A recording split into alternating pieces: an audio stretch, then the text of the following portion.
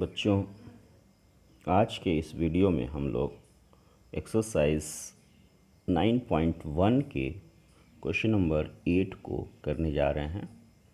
Question number 8 कहता है बच्चों कि एक पेडेस्टल के शिखर पर एक 6.5 मीटर ऊंची मूर्ति लगी है।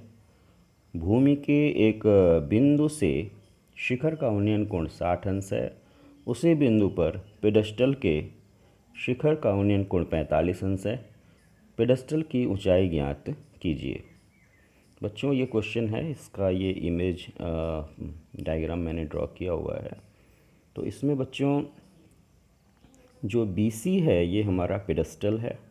BC के ऊपर हमारा AC जो है ये मूर्ति है जो कि 6.5 मीटर ऊंची है।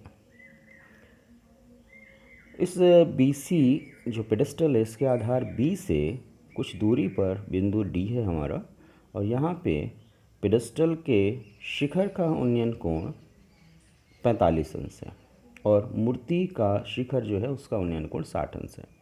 तो उन्नयन कोण मैंने बताया था, वैसे अभी यहाँ भी बता दे रहा हूँ कि उन्नयन कोण बनाने के लिए हम जिस बिंदु से उन्नयन कोण बना रहे हैं वहाँ से एक क्षैतिज रेखा खींचते हैं और एक रेखा खींचते हैं जो कि शिखर को उस बिंदु से ज्वाइन करेगा। इसको हम बोलते हैं लाइन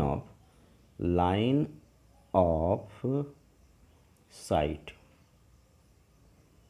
लाइन ऑफ साइट ये है और ये हमारी क्षैतिज रेखा है। तो इनके बीच जो कोण बनेगा ये उन्नयन कोण कहलाएगा। तो पेडेस्टल के शिखर का उन्नयन कोण ये 45 अंश हो गया। और जब शिखर का उन्नयन कोण निकालना होगा, बनाना होगा, तो हम इस बिंदु को शिखर से जोड़ेंगे, मूर्ति के शिखर से। ये हमारा लाइन ऑफ साइट हो जाएगा, ये क्षैतिज रेखा हो जाएगी, ये 60 अंश का कोण बनेगा। तो कुल मिला के ये बच्चों फिगर है। और सवाल उठा कि हम किस तरह से इस पेडेस्टल की ऊंचाई ज्ञात करेंगे।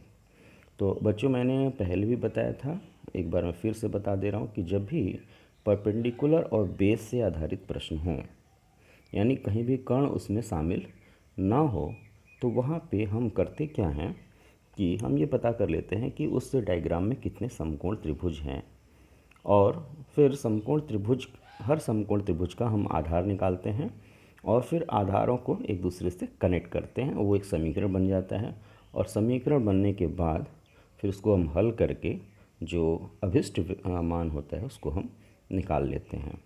ये तरीका होता है। अब सवाल उठा कि हम आधार निकालेंगे कैसे। तो इसके लिए मैं आपको बता रहा हूँ। जैसे ये त्रिभुज है, ये मान लीजिए ये कोण थीटा है और ये हमारा लंब है, मान लीजिए ये लंब H है, ये थीटा है, तो ये हो जाएगा, आधार हो जाएगा H cot थीटा, क्योंकि cot थीटा बराबर होता है आधार बटे लंब, यानी आधार बराबर हो जाएगा लंब cot थीटा। तो लंब हमारा H है तो H cot थीटा। अब इस सवाल में हमारे पास जो समकोण त्रिभुज हैं वो दो समकोण त्रिभुज हैं। एक समकोण त्रिभुज है ABD और दूसरा समकोण त्रिभुज है CBD। तो सबसे पहले हम ABD ही ले लेते हैं, ABD समकोण त्रिभुज ले लेते हैं। इसमें हम लंब पूरा पता नहीं है, पूरी AB की लंबाई नहीं पता है, तो हमने इसको मान लिया H। तो कुल लंबाई हो गई H + 6.5। तो आधार हो जाएगा BD बराबर H + 6.5 cot 60, H + 6.5 cot 60, क्योंकि उन्नयन कोण 60 अंश का है ABD में। बिल्कुल इसी तरह अगर हम त्रिभुज BCD, दूसरा वाला समकोण त्रिभुज ले लें BCD, तो BCD में उन्नयन कोण हमारा 45 अंश का है और ऊंचाई हमारी लंब की ऊंचाई H है, तो BD हो जाएगा H cot 45। ये H cot 45 हो गया। अब बच्चों, हम ये जो समीकरण दो मिले हैं इन्हीं से हमको आधार को जोड़ना है। तो ये भी BD है और ये भी BD है, दोनों के लेफ्ट हैंड साइड बराबर हैं, तो इनके राइट हैंड साइड भी आपस में बराबर होंगे। यानी फ्रॉम 1 और 2 हम कह सकते हैं कि ये पूरा और ये पूरा आपस में बराबर होगा, यानी h प्लस 6.5 कॉट 60 बराबर होगा h कॉट 45 के। अब ये मान रख देते हैं, कॉट 60 की वैल्यू होती है 1/√3 और कॉट 45 1 होता है, तो ये रिज़ल्ट आ गया। फिर √3 को इधर मल्टीप्लाई कर दिया तो h प्लस 6.5 बराबर h√3। अब इस h को हम इस साइड ले जाते हैं तो हो जाएगा h√3 minus h is equals to 6.5।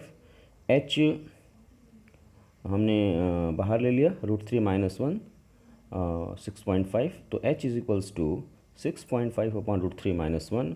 इसका परमीकरण कर लिया, √3 प्लस 1 से ऊपर, √3 प्लस 1 से नीचे गुणा कर लिए। ये a minus B, A plus B का फॉर्म है, तो a square minus B square हो जाएगा, यानी 3 माइनस 1 हो जाएगा, और ऊपर हो जाएगा √3 प्लस 1 इंटू 6.5।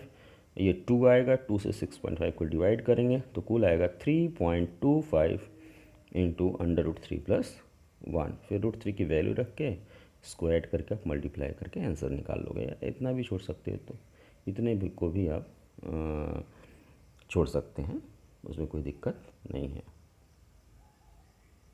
तो ये बच्चों इसका हल था। तो बस आपको ख्याल ये रखना है कि परपेंडिकुलर और बेस से रिलेटेड अगर जो क्वेश्चन है उसमें हाइपोटेन्यूज अगर नहीं आ रहा है तो बस आप पता कर लो कितने समकोण त्रिभुज हैं, हर समकोण त्रिभुज का आधार निकाल लो और आधार को आपस में इंटरकनेक्ट कर दो, समीकरण बन जाएगा और समीकरण को आप हल कर लीजिए।